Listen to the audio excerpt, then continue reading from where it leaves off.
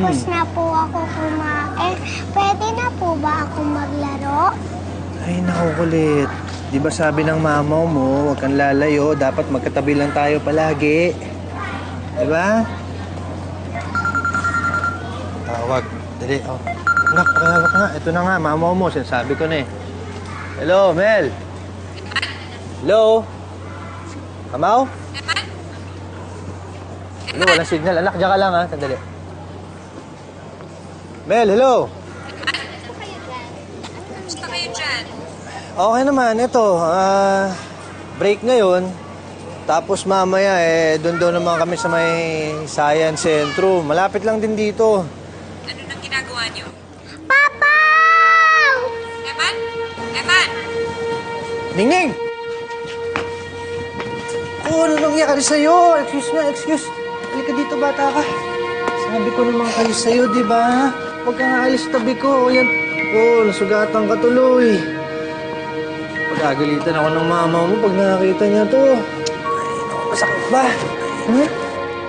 Sakit?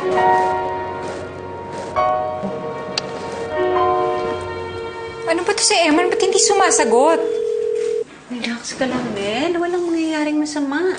Kanina pa tinatawagan eh.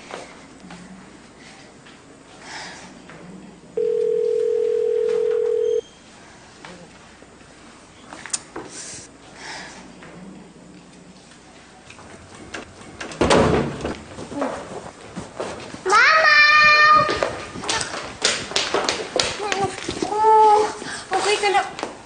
Oh, bakit may sugat ka dito? Eman, ano to? Bakit na-aksidente tong bata? Nung kausap kita sa telepono, nalingat lang ako sandali, pumunta sa mga kalaro niya, ayaw naghabulan, nasubsob tuloy. Ay, nako. Okay ka lang ba, anak? Bakit may pasa ka dyan? Sobrang baba ng blood count niya. Saka kailangan ihanda niyo na rin yung sarili niyo kasi... That time pa rin, negative pulse.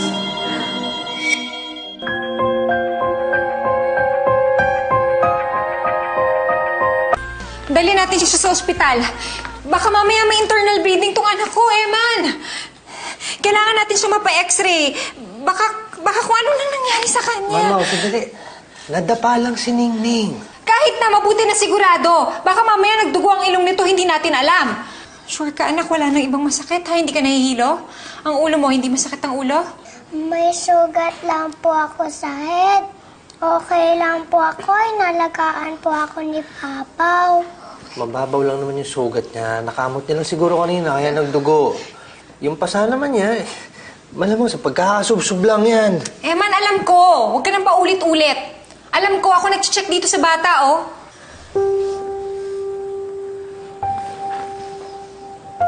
Pasensya ka na. Hindi na yun maulit. Dapat lang. Kung maulit pa ulit yan ang kasama ka niya, ewan ko na lang kung ano mangyayari. Ka na, anak. Sure ka, ha? Sigurado ka? Walang masakit, ha? Sasabihin ko kayo. Ano yan? Manit! Ano to mga to? Ningning, ang dumi-dumi nito! Nasaan ba si Flor? Flor, bakit hindi mo binabantayan to si Ningning? Ang dumi-dumi! Halika nga dito! Mama, gusto ko pa po mag-play. Nagawa ko na po yung homework ko. Pumasok ka na lang doon sa kwarto. Ang tigas ng ulo mo. Ang dumi-dumi, oh. Naku, ang dumi-dumi. Mapapalo talaga kita.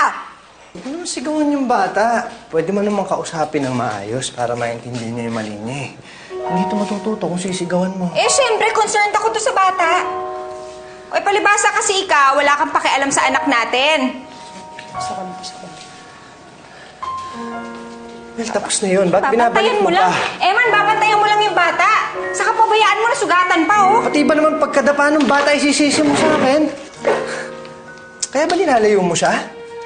Oo, dahil wala kang kwentang ama, pabaya kang ama. Baka mamaya, mamatayan na naman ako ng isa pang anak eh. Mangyari na naman yung nangyari kay Munding. Hindi ko pinatay si Munding! Ilang beses ko ba sasabihin sa'yo yun? Hindi ko ginusto yung nangyari, kaya wag ako yung sisisihin mo! Ay, kung nasasaktan ako, ano ba?